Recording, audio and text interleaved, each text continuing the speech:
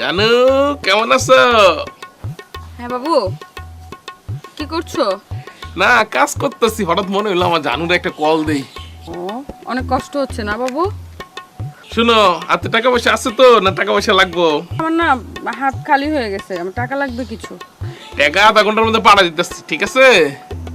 কোনো একটা কথা কই, এলাকা কিন্তু অনেক ধরনের পোলাপান আছে, হ্যাঁ? সুন্দর মন্দর ফিল্ডিং মিল্ডিং মাইরো না, এনে কিন্তু অনেক কষ্ট করি তোমার লেগা।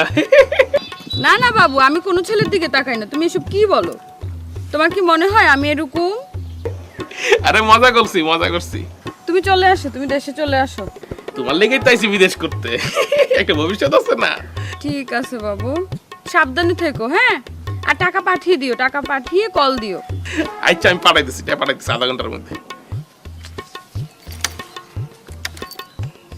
চলো যাই। এই যে টাকা পয়সা না দিলে এসব রং তামাশা আর আসবে না।